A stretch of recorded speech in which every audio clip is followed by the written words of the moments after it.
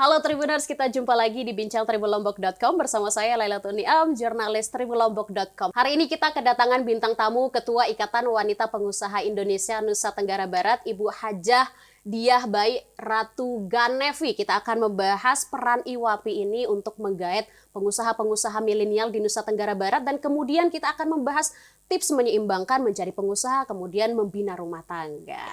Kita akan membahas bersama ahlinya tentunya di sini, Ibu Ketua. Terima kasih Bu Ketua sudah hadir di Tribun Lombok. Alhamdulillah, saya senang sekali diundang Tribun Lombok ya. Apa tadi Tribuners ya? Tribuners. Jadi pemirsa kita tuh namanya Tribuners. Tribuners. Ya. Oke, semangat Tribuners. Wih, semangat Tribuners. Jadi Ya. Bu Ketua, mungkin saya di sini mewakili teman-teman Tribuners semua yang ada di rumah. Ya. IWAPI itu sebenarnya apa gitu? Mungkin ada yang belum tahu IWAPI itu, kemudian perannya IWAPI, apa sih IWAPI? Baik. Jadi IWAPI itu Ikatan Wanita Pengusaha Indonesia. Sudah berumur 48 tahun. Jadi udah organisasi yang kalau kita bilang kalau sebagai manusia mungkin udah matang banget ya. Jadi IWAPI itu seiring waktu, kalau dulu itu ketika terbentuknya di Jakarta itu jadi melahirkan para pengusaha-pengusaha yang menengah ke atas. Tetapi seiring waktunya kita tahu sekarang bahwa kita tidak lepas dengan para UMKM. Anak-anak muda milenial yang ingin berusaha. Jadi kami di NTB ini, anggota-anggota IWAPI di 10 kabupaten kota itu banyak yang milenial. Justru sekarang DPC IWAPI Kota Mataram, salah satu dari DPC kami itu hampir semua milenial di sana. Jadi IWAPI itu adalah merangkul seluruh perempuan-perempuan, baik yang belum punya usaha, baru usaha, yang ingin usaha. Pokoknya perempuan yang memang punya keinginan untuk punya uang sendiri. Jadi saya pikir ya ini remaja-remaja milenial ini pasti berkeinginan untuk punya uang sendiri. Gimana ini punya uang sendiri? Dan IWAPI itu menjadi wadah untuk mereka semua. Oh iya, jadi IWAPI itu wadahnya adalah mereka misalnya perizinannya sulit, kemudian untuk produksinya sulit, kemudian misalnya mereka juga untuk kemasannya, untuk bagaimana mereka memasarkan, maka wadah inilah yang akan berusaha untuk bagaimana kita bersama-sama memasarkan produk para UMKM ini yang minimal dikenal oleh teman-temannya, dikenal oleh komplek rumahnya, dikenal oleh organisasi lain. Kemudian bagaimana dia bisa menjadi produk yang memang layak untuk dipasarkan. Dan ini milenial ini diberdayakan ya Bu Ketua, diberikan pelatihan, kemudian dia bisa menjadi pengusaha muda yang populer lah. Produknya dikenal. Ya. Jadi begini, sudah hampir setahun yang lalu kami IWAPI ini ada memberikan motivasi atau narasumber atau lebih kerennya jadi dosen lah ya di beberapa universitas. Jadi kita bagaimana membuka mindset anak-anak muda yang lulus dari kuliah ini apapun jurusannya, tapi mereka punya jiwa entrepreneur, jiwa untuk usaha. Jadi kan kalau kita pikir, saya lulus kuliah ini harus jadi PNS, atau harus jadi pegawai kantoran. Padahalnya kan ini persaingan luar biasa. Betul. Harus ada misalnya dia punya TOEFL-nya sekian, dia punya pasti ada yang diambil itu pasti ada kriteria tambahan. Betul. Jadi kalau saya berpikir kita membuka mindset anak-anak muda ini, bagaimana mereka bisa berwirausaha. Jadi saya pikir tidak jarang juga pengusaha-pengusaha ini gajinya misalnya sama juga dengan PNS, sama juga dengan orang-orang kantoran. Bahkan bisa lebih kalau pengusaha. Kan misalnya sekarang ini banyak sekali, yang penting kreativitas dan inovasi. Misalnya mau jual pisang goreng nih, tapi toppingnya macam-macam. Toppingnya macam-macam, rasanya lebih enak. Itu yang akan membuatkan sekarang apalagi kita cepat memviralkan. Itu kan luar biasa sekali sebenarnya. Kalau saya sih ya karena dididik dari memang berusaha dari kecil gitu, ya memang saya berpikirnya pasti pengusaha atau wirausaha atau UMKM lebih enak lah daripada kantoran. Kita bisa mengatur waktu sendiri, bisa memanage uang sendiri. Itu yang saya sampaikan kepada Ada banyak keuntungan dan kelebihan lah kita menjadi wirausahaan. Ya, harusnya begitu. Karena kita lebih produktif, lebih terpacu untuk berinovasi mengembangkan usaha itu. Iya, kalau saya lihat di zaman saya dulu ya 30 tahun yang lalu kan itu sangat sulit kita untuk produksi ya, memproduksi makanan, produksi apapun itu. Karena kita tidak punya medsos dulu. HP jarang digunakan kan seperti Sekarang pemasarannya mudah. Sekarang kan mudah sekali pemasarannya. Marketplace itu. Marketnya gampang. Jadi saya berpikirnya bagaimana anak-anak muda ini punya jiwa usaha. Nah, seperti jangan jauh-jauh kemarin pada saat pandemi, saya memberikan motivasi kepada para mahasiswa-mahasiswi ini bagaimana mereka menjual maskernya di kampus. Bagaimana mereka menjual kaos kaki misalnya. Bagaimana mereka menjual ya pernak-pernik lah ya kebutuhan-kebutuhan sehari-hari di kampusnya. Daripada saya beli masker keluar, ini ada temen yang punya. Saya beli aja, toh sama harganya. Nah, hal seperti itu yang bagaimana kita menumbuh kembangkan rasa jiwa wirausaha mereka. Coba sekarang kita beli 10.000, kita jual 11.000. Kalau dalam satu hari kita misalnya lakunya 25 aja, kan udah 25.000 untung kita untuk membeli lagi. Dan memang tidak bisa kita usaha itu serta-merta mau duduk, mau besar. Tapi kalau kita menapaki anak tangga, step by step, rasanya luar biasa. Tapi kan berusaha itu tidak mesti ada tangga yang terus di tengah, pasti ada turunnya juga. Ada nggak, Bu Ketua, ada nggak usaha yang anti bangkrut atau minim lah bangkrutnya, resikonya? Ya, untuk anak milenial yang sekarang mungkin mau maju berusaha tapi banyak sekali ini pasti akan bangkrut atau rugi gitu. Oke. Ya memang kita mendorong untuk memulai itu agak sulit. Tapi kalau kita sudah mendorong dia jalan, itu kita di depan itu kita sudah bilang bahwa tidak semua pekerjaan itu akan jalannya lurus. Pasti akan ada, rugi saya, bangun lagi. Kenapa rugi? Misalnya bulan ini kok rugi, kenapa? Tentu ada evaluasi. Evaluasi itunya seperti apa? Oh, mungkin makanan saya ini di sekitar lingkungan itu tidak membutuhkan produk saya. Atau di sekitar itu mungkin dia sudah ada beberapa tempat yang memang jualannya sama. Jadi hal-hal itu memang harus disurvei dulu. Jadi kita mau jualan itu tidak bisa langsung produksinya banyak. Tapi kita coba dulu 10 ke teman-teman. Pertama kita lihat rasa. Oh, kalau teman bilang, enak loh rasanya, dia order lagi. Besok 10 jadi 20 kita coba. Besok 20 jadi 25 kita coba. Jadi kita bertahap, istilahnya itu coba pasar. Trial dulu. Nah, baru kita cari lokasi. Tadinya saya online nih. Sekarang saya coba mau cari lokasi nih supaya orang-orang nggak bingung cari saya lokasinya di mana. Lokasi pun sangat menentukan. Di mana ya lokasi ini dibutuhkan enggak produk saya di sini. Kiri kanan ada enggak persaingan. Gampang enggak alur lalu lintas dia di sana. Banyak sekali yang harus kita pertimbangkan. Nah, setelah itu tentu anak-anak muda kadang-kadang kalau sudah sekali rugi, besok saya enggak mau karena udah rugi. Enggak boleh begitu. Kita harus punya 3 uang. 3 uang. Uang pertama misalnya kita untuk modal nih. Untuk modal. Uang kedua, uang sedang berputar. Beli bahan baku, beli apa. Uang ketiga ini tabungan kita untuk menutupi hal-hal ini, mengcover ini. Dan kita tidak boleh mencampur adukkan uang pribadi dengan uang hasil jualan kita. Nah, itu kadang-kadang kan campur. Ini dicampur. Untungnya 10 ternyata dipakainya udah 12. Nah, jadi hal-hal seperti itu memang harus dipikirkan. Dan memang bisnis uang pribadi sama uang bisnis memang benar-benar harus dipisahkan biar bisa terkoordinir. Jadi kita bisa ini ya Bu Ketua, bisa ngitung lah keuntungan kita berapa. Betul. Jadi kita harus tahu ternyata keuntungan kita hari ini 10 ya. Uang untungnya dipisahkan, uang modalnya tetap untuk dipakai belanja, ya, uang belanja, nanti ada untung dimasukkan lagi di untungnya.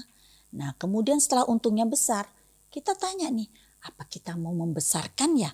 Kita untung ini uangnya bisa dipakai ini untuk membesarkan lokasi atau membesarkan produknya atau meng-hire orang lebih profesional dan lain sebagainya. Jadi nggak perlu membabi buta, saya bangun dulu bagus-bagus, ya ternyata hasilnya tidak sesuai dengan apa yang kita inginkan. Bertahap. Kalau boleh kita bilang Bu Ketua, bisnis itu tidak ada yang anti bangkrut, bisa begitu? Karena tadi Bu Ketua menjelaskan pasti ada inilah dinamika naik turunnya berbisnis. Ya kalau kita bicara semua bisnis pernah jatuh. Pernah jatuh, bangun lagi, pernah jatuh. Kecuali bisnis yang disambung. Artinya sambung itu memang ini yang perusahaan diteruskan gitu kan. Jadi kalau kita punya bisnis baru, resiko untuk bangkrut, resiko untuk kita menambah modal itu memang biasa hal itu. Nggak usah merasa sekali rugi, aduh udah nggak usah. Padahalnya perlu ada evaluasi. Nah dalam evaluasi itulah yang nantinya kita tahu kenapa kita kemarin tidak jalan usahanya dalam 1 bulan. Bulan kedua, ini harus diperbaiki. Ada konsultannya nih, ini harus diperbaiki ini. Walaupun kita cuma jual gorengan, kita harus tahu pasar kita itu mau kita buat seperti apa. Pasar kita mau kemana, itu hal-hal yang kecil saja kita harus tahu. Insya Allah lah, ya rugi kan kita juga usaha nggak selalu harus untung. Ya rugi boleh lah gitu kan, ya rugi boleh sekali dua gitu ya. Saya rasa milenial itu pun pasti menghitung dia. Apakah saya dengan usaha ini akan rugi, ruginya sekian, apakah saya akan untung. Ya kalau misalnya rugi dan bangkrut pasti ada yang salah. Pasti ada yang salah. Makanya memulai bisnis itu harus memiliki ilmu, pengetahuan tentang yang tadi Bu Ketua jelaskan. Resiko-resiko yang diambil, kemudian percobaan-percobaan tahap-tahapnya yang tadi. Oh iya, pasti. Jadi ilmunya itu bahwa dia ya kadang-kadang kita otodidak. Sekarang banyak kadang-kadang kita bisa membaca dimanapun. Di Google, informasi banyak sekali. Banyak sekali. Itu yang saya bilang dari awal, pisang goreng aja. Toppingnya beraneka macam. Kenapa tiba-tiba kita nggak bilang pisang goreng buat sambalnya sambal pelecing misal seperti itu. Kan orang apa itu ya? Itu kan sesuatu yang baru, menarik perhatian. Tapi ada juga topping-topping yang lainnya. Nah, ada pilihan-pilihan. Membahas produk yang mungkin berpotensi untuk mungkin dijual di Nusa Tenggara Barat. Mengingat Bu Ketua kan kita ini sedang disorot dunia nih tentang adanya sirkuit Mandalika, kemudian pariwisata kita yang begitu luar biasa. Apa produk yang mungkin paling tren untuk anak muda bisa kembangkan sebagai bisnis? Jadi saya beberapa kali sudah memberikan ide-ide kepada anak-anak muda. Sebenarnya kalau kita jual makanan anak-anak muda ini mungkin belum ahlinya ya, karena masih muda mungkin loh pemikiran saya. Tapi yang mereka bisa jual adalah merchandise. Ya, aksesoris. Aksesoris itu kan gampang, mudah. Bisa dibuat dari tenun Lombok. Modifikasi misalnya dengan ikatan kita punya ada ketak di sini, diikat. Kemudian ada bambu di sini, kita ikat. Dan banyak merchandise yang bisa kita buat. Produk-produk kria itu yang saya inginkan anak-anak muda dalam MotoGP ini saya belum menemukan. Anak-anak muda yang punya kreativitas seperti ini. Padahalnya kan banyak sekali kita lihat yang bisa kita buat untuk souvenir lah.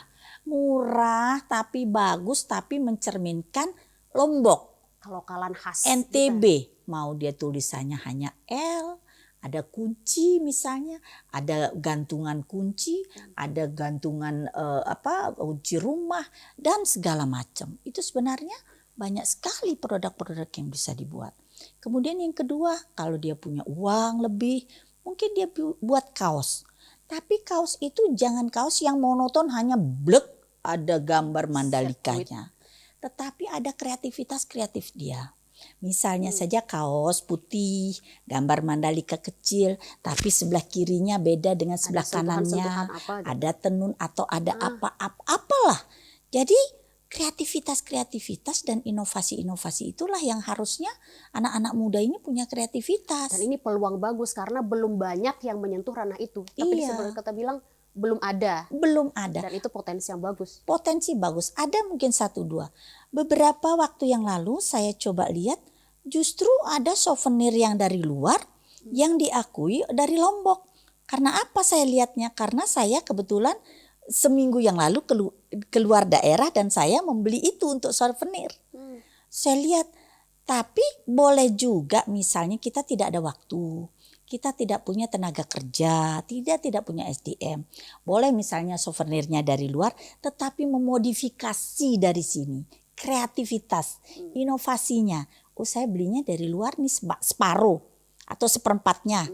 Ya 3/4 atau setengahnya saya buat untuk mencerminkan Lombok. Bisa jadi seperti itu untuk kreativitas kita aja. Oke. Ini kan Bu Ketua kayaknya inspirasi apa namanya yang dari Bu Ketua jelaskan tadi itu ada nggak nanti dikembangkan di anak-anak muda milenial yang diberikan pelatihan untuk mengembangkan apa yang Bu Ketua tadi sampaikan sebagai implementasi ya, inovasi mungkin minggu depan IWAPI akan mengadakan pelatihan masalah fotografi. Fotografi itu untuk bagaimana mereka punya produk yang akan difoto, kita mengajari cara memfotonya dan kita bagaimana menjualnya ke medsos. Memang kita masih banyak sekali agenda IWAPI sehingga agenda ini agak tertunda memang. Tapi insya Allah minggu ini atau minggu depan itu tim pengajar kami itu sudah siap. Jadi ada nanti pelatihan itu yang utama kita mendorong memang bagaimana mereka anak-anak muda ini memanfaatkan digitalisasi ini dengan baik. Memanfaatkan medsos kan mereka daripada posting apa di medsos. Kalau mereka punya produk kita tahu caranya mereka memposting, caranya mereka memfoto. Nah itulah yang jadinya nanti produk-produknya akan mudah-mudahan menjadi viral kan seperti itu. Jadi itu program yang dalam waktu dekat yang IWAPI akan lakukan. Ini terkait dengan pemasaran yang Ibu Ketua tadi singgung kan pemasaran ini sekarang banyak bergerak ke pemasaran online. Kemudian sekarang yang sedang viral-viralnya di mana-mana itu TikTok Shop atau live TikTok. IWAPI, anggota IWAPI bergerak di sana juga nggak live TikTok memasarkan produknya IWAPI? Iya. Saya memang selalu menyampaikan kepada teman-teman di IWAPI atau juga saya ketemu UMKM, saya selalu menyampaikan bahwa live TikTok kita berjualan secara live, secara online ini ada enak dan tidak enaknya. Artinya begini, kita harus punya kejujuran. Kan banyak juga ini kita jual lewat online, tiba-tiba udah kita beli, hasilnya mengecewakan. Tidak sesuai dengan harapan.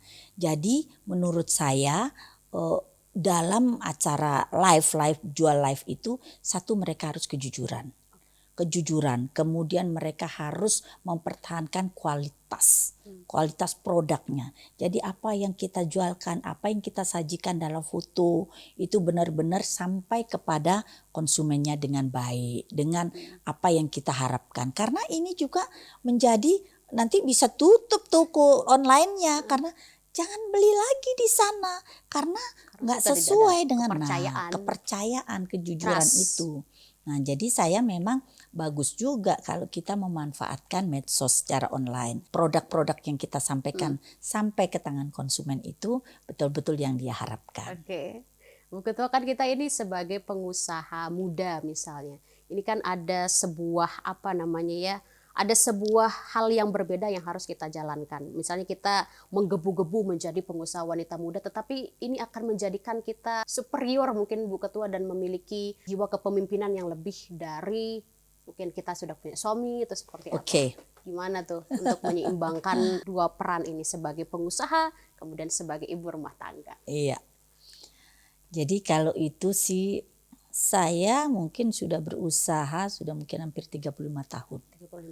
Pertama kali kita usaha itu jadi kalau kita sudah berkeluarga tentu yang paling pertama kita akan menyampaikan kepada suami.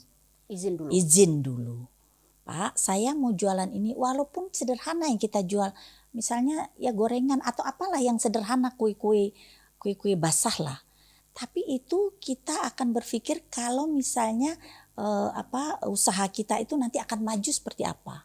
Itu dulu yang akan kita diskusikan kepada suami. Kemudian yang akan kita diskusikan juga dengan keluarga lainnya. Ya kita ada mertua, ada saudara, ada ini segala macam. Kemudian yang ketiga kita punya anak. Bagaimana kita mengatur waktu untuk keluarga ini. Nah jadi setelah diskusi misalnya dengan suami, dengan keluarga, dengan anak, maka kita harus bisa mengatur waktu. Mengatur waktu bagaimana kita punya usaha ini sekarang. Ternyata usahanya semakin maju. Kita harus meng-hire ART misalnya seperti itu. Nah hal-hal seperti itu memang harus kita punya manajemen waktu, manajemen keuangan, dan bagaimana kita bersama keluarga.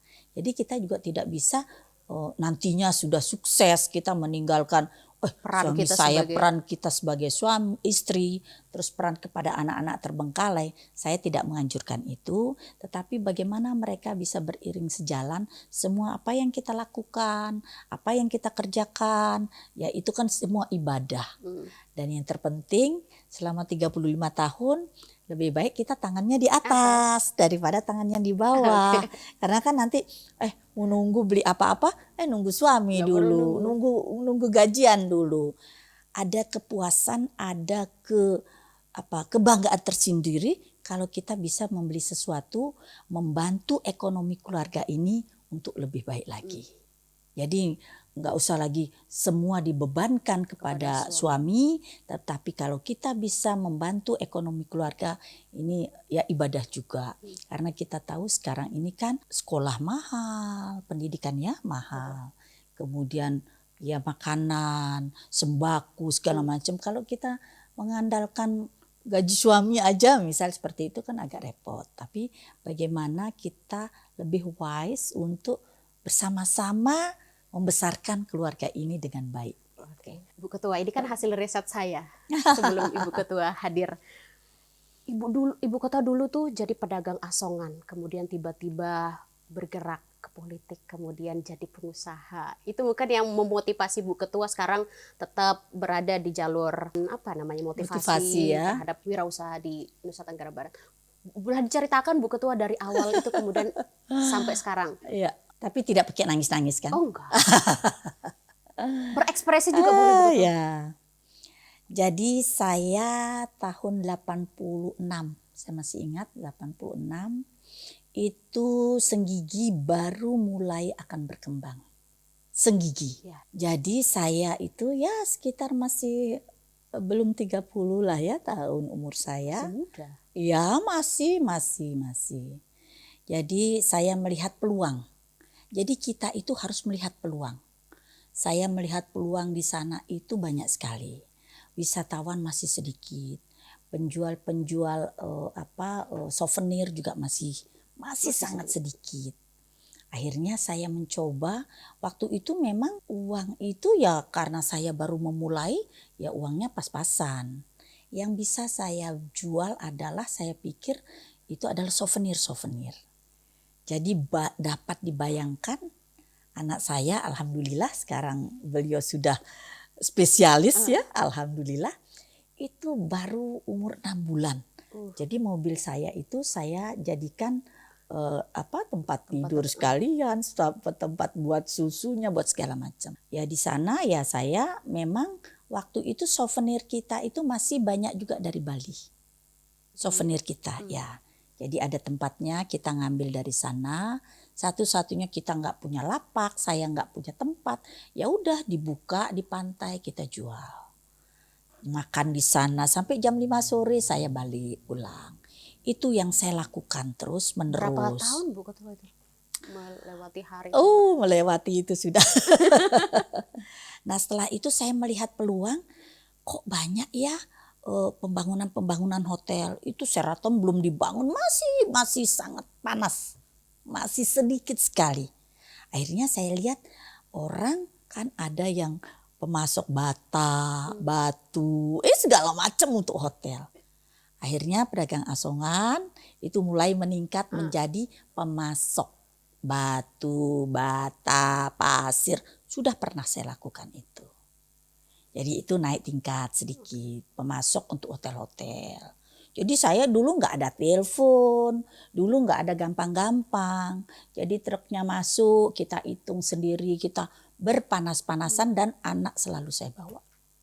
Karena waktu itu kan nggak gampang kita mencari ART. Duit juga masih susah. Belum lah. Belum. Kemudian udah berapa hotel menjadi pemasok, lumayan hasilnya. Saya melihat peluang lagi bahwa di sana itu wisatawan asing susah mencari dokter kesehatan kalau dia kecelakaan atau apa di sana. Saya mau mulai membuka dokter on call di sana. Tahun itu, tahun 87, 88. Dan itu baru.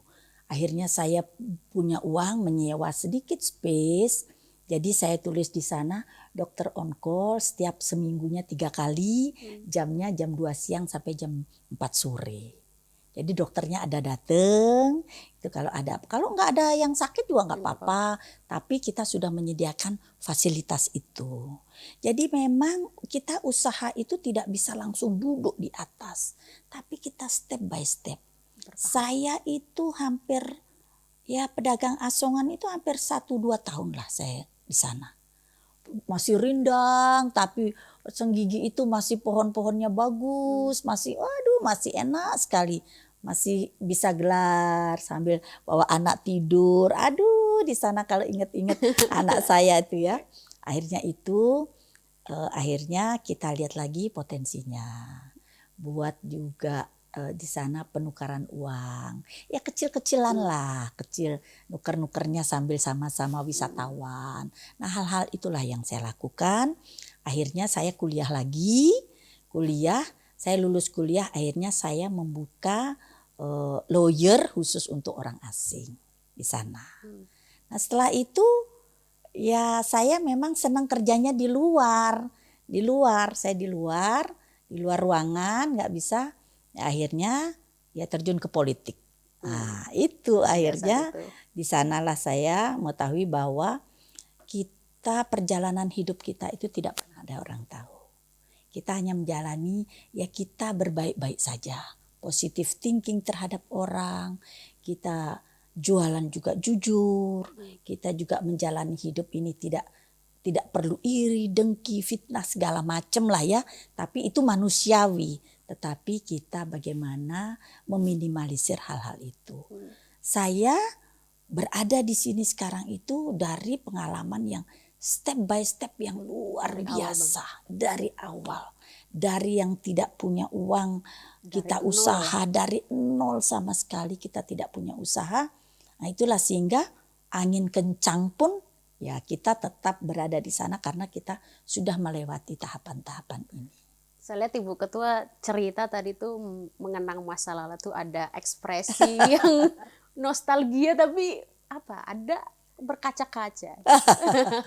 Ya mengingat bersyukurnya luar biasa.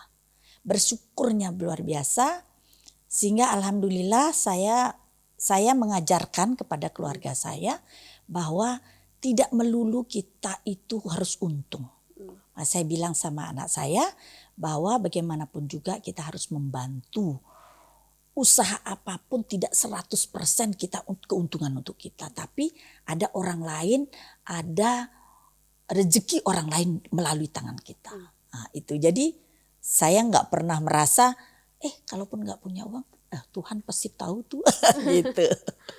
Mungkin ada yang dalam fase yang seperti Ibu Ketua alami puluhan tahun lalu, mungkin apa nasihat yang ingin disampaikan kepada teman-teman di rumah? Ya, jadi yang ingin saya sampaikan kepada seluruh milenial, terutama yang masih muda, yang ingin memulai usaha, saya selalu, dimanapun saya selalu bilang kejujuran.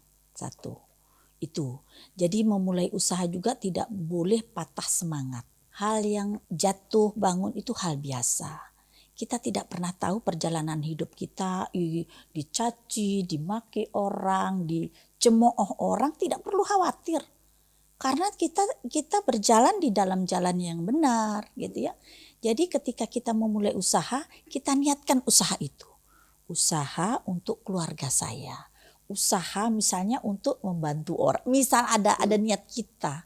Sehingga apapun yang kita lakukan itu Tuhan pasti mendengar gitu. Kalau saya sangat meyakini bahwa apa yang kita lakukan ini semuanya pasti jalannya menuju ke sana itu sudah ada jalannya. Jadi tidak usah khawatir.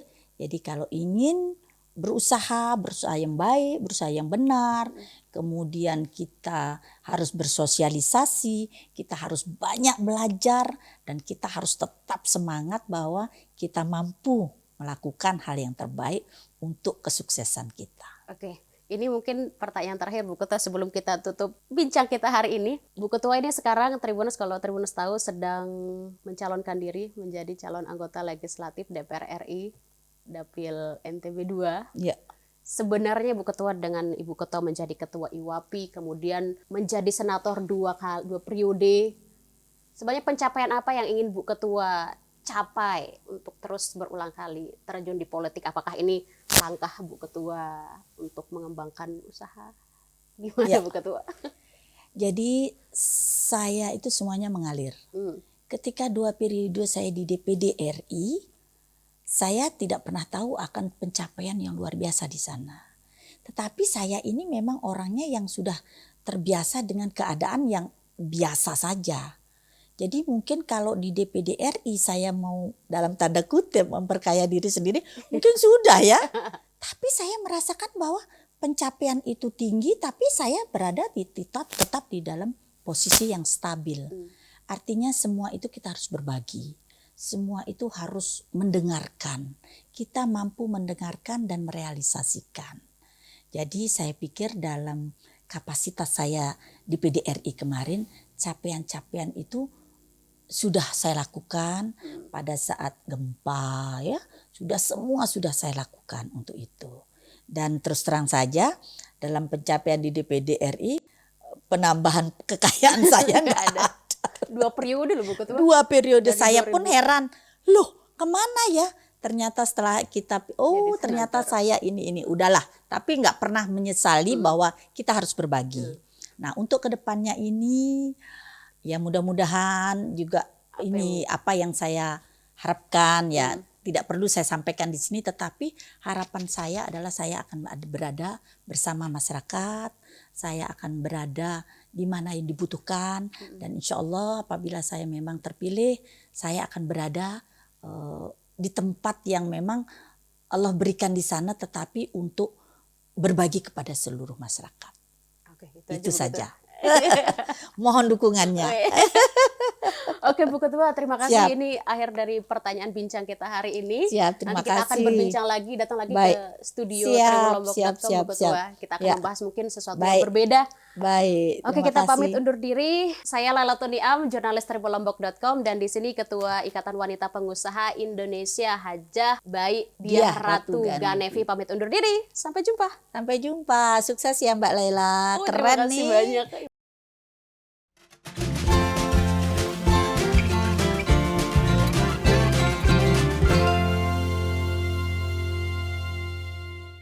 Terima kasih sudah nonton. Jangan lupa like, subscribe, dan share ya.